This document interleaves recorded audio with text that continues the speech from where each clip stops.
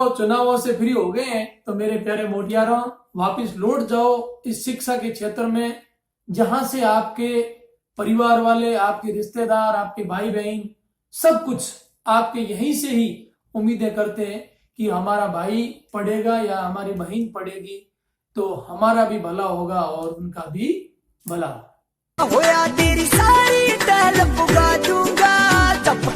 नमस्ते दोस्तों, कैसे हैं आप सभी? उम्मीद करता हूं अच्छे होंगे, मस्त होंगे और स्वस्थ होंगे। आज अपनी मैथमेटिक्स की पहली क्लास है और पहली क्लास में मैं आपको मेरा इंट्रोडक्शन दे देता हूं। मैं इंजीनियर अचल जाखड़ बाड़मेर का रहने वाला हूं और मैं 4 साल तक एक टीचर भी रहा हूं मैथमेटिक्स और साइंस का।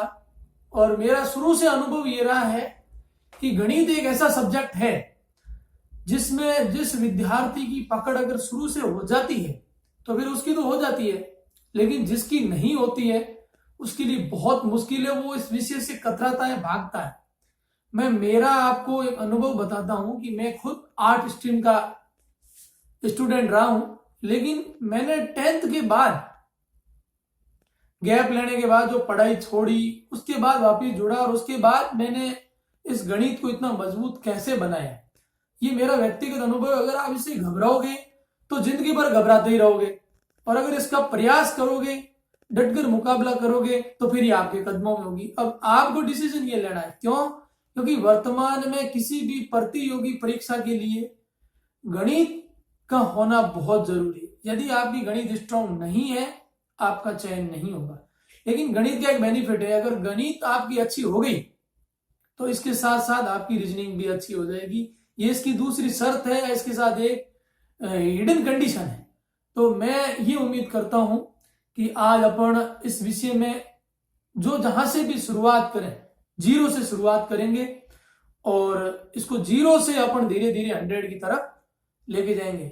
जो भी साथी शादी ब्याह चुनावों से फ्री हो गए हैं तो मेरे प्यारे मोटियारों वापस लौट जाओ इस शिक्षा के क्षेत्र में, जहां से आपके परिवार वाले, आपके रिश्तेदार, आपके भाई बहन सब कुछ आपके यहीं से ही उम्मीदें करते हैं कि हमारा भाई पढ़ेगा या हमारी बहन पढ़ेगी तो हमारा भी भला होगा और उनका भी भला होगा। आज का अपना पहला टॉपिक रहेगा परिमाप और क्षेत्रफल।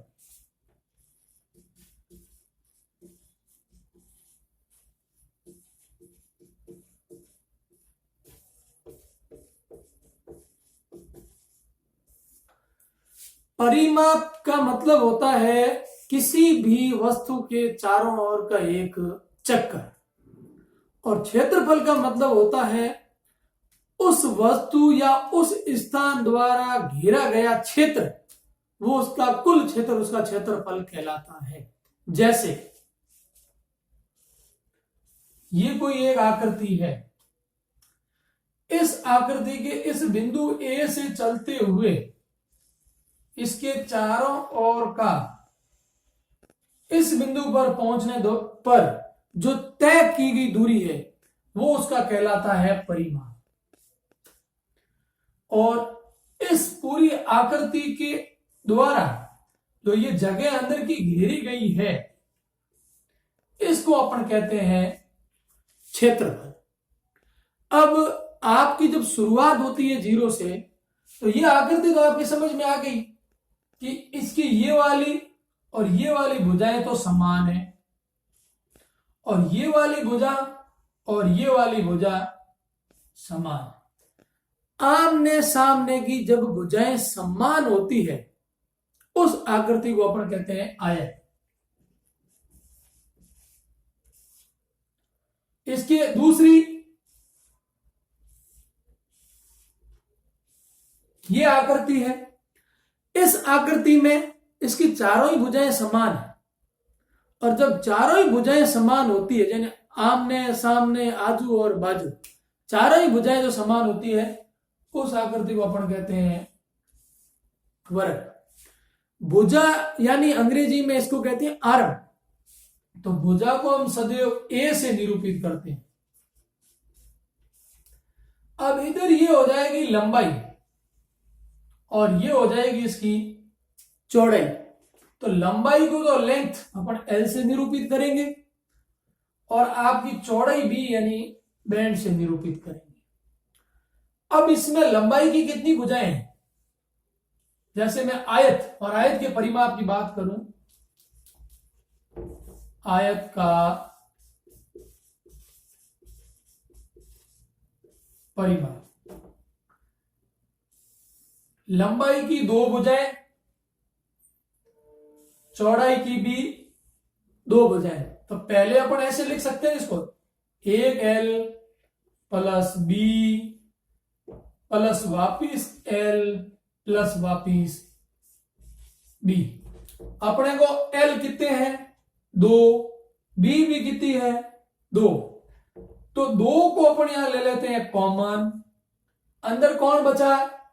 1 बचा l और 1 बची बी, यानी 2 गुणा l का मतलब हो गया लंबाई प्लस बी का मतलब हो गया चौड़ाई। ये तो इसका हो गया, क्या हो गया? परिमाप। अभी इसी परिमाप तो अपन किसी भी, अगर अपने को 2 भुजाएं दे रखी होगी तो अपन सीधा फॉर्मूले में रखेंगे। जैसे मैंने ये भुजा दे दी 4 सेमी और ये भुजा मैंने दे रखी है 3 सेमी, तो यहां हो जाएगा 2 कोष्टक 4 प्लस 3, 2 कोष्टक 7 बराबर 14 सेंटीमीटर। दिखाई दे रही है आपको अच्छे से? कोई तकलीफ नहीं है। ये तो हो गया इसका परिमाप। अब अगर यही मैं इसके क्षेत्रफल की बात करूं, क्षेत्रफल में इसकी दोनों भुजाओं का गुणा होता है। तो आयत का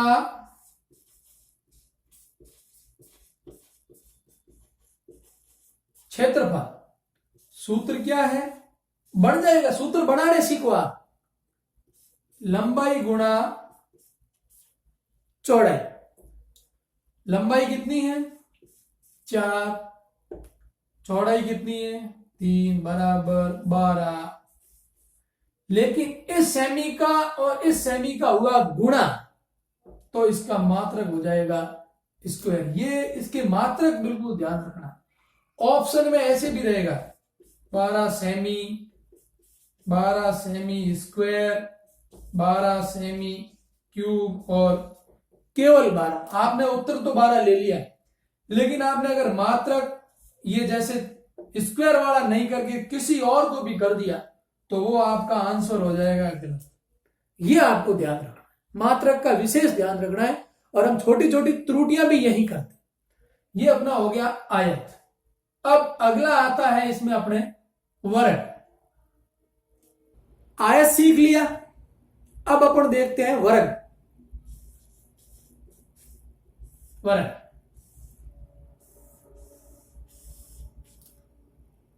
वर्ग में क्या होता है? वर्ग की चारों भुजाएं समान होती। ये भुजा, ये भुजा, ये चारों ही भुजाएं आपस में समान होती है। अब इसका परिमाप क्या होगा वर्ग का? मैंने शुरू में बोला कि किसी बिंदु से आप शुरू करते हैं और वापिस उसी बिंदु पे पहुंचते हैं, एक चक्कर उसका परिमाप होता है। तो इसकी चारों ही भुजाएं समान है। भुजाएं कुल कितनी है? 4। कोई एक भुजा का मान इसी का जो मान होगा वही इसका मान होगा, इसका मान होगा, इसका मान होगा। तो 4 गुणा भुजा, ये इसका क्या हो जाएगा? इसका क्या हो गया? परिमाप। इसके बाद जैसे मैंने इसकी भुजा बराबर हो गया इसके 4 सेमी, तो ये हो जाएगा 4 गुणा 4 बराबर 16 सेमी। अब मैंने आपको बोला था कि अगर किसी भी आकृति का अगर अपने को क्षेत्रफल निकालना तो उसका गुणा होता है भुजाओं का। तो ये देखिए, इसकी ये और ये भुजाएं बराबर है, तो इसका सूत्र हो जाएगा भुजा गुणा भुजा, या ऐसे अपन भुजा स्क्वायर भी कह सकते हैं। ये इसका क्या हो जाएगा? ये हो जाएगा वर्ग का क्षेत्रफल। भुजा कितनी है? 4, 4 गुणा 4 बराबर 16 सेमी, जब गुणा होता है तो स्क्वायर। ये है अपना आयत और वर्ग। आयत और वर्ग में किसी प्रकार का यदि आपके कोई दिमाग में सवाल आ रहा है कि सर इसमें अलग अलग चीजें होती है, इसमें ये होता है तो ये क्या होगा, ये करना पड़ेगा, ये क्या करना, ये सीधे सीधे अब आपका अगला सवाल जो आपके और लेंदी सवाल आते हैं, जो कंपटीशन में सवाल आते हैं, वो इस प्रकार से आएंगे। एक आयताकार खेत जिसकी ये भुजा 8 मीटर 6 मीटर, ये भुजा 4 मीटर, उसके अंदर से 2 मीटर का एक रास्ता निकालना है, पीछे कितनी जगह बची। इस प्रकार के सवाल आगे धीरे धीरे अपन लाएंगे। गणित के 0 लेवल की शुरुआत अपन यहीं से ही करेंगे। जब भी आप इसको देखते रहो, साथ साथ में स्क्रीनशॉट ले लिया करो, फटाक से स्क्रीनशॉट ले लिया, फिर आराम से अपन इसको लिख सकते हैं, फेर कर सकते हैं। आज की मेरी क्लास यहीं तक रहेगी। इस क्लास में आपको अच्छी लगी, क्या इसमें सुधार करना चाहिए, आपको दिखाई दे रहा है या नहीं दे रहा है, बोर्ड बराबर क्लियरिटी आ रही है या नहीं आ रही है, मेरी आवाज आप तक पहुंच रही है या नहीं पहुंच रही है, ये सारी चीजें मुझे आप कमेंट करके बताओगे और इस वीडियो को अपने उन सभी पढ़ने वाले साथियों तक आप जरूर पहुंचाओ। धन्यवाद, नमस्ते, कल फिर मिलेंगे इसी क्लास में।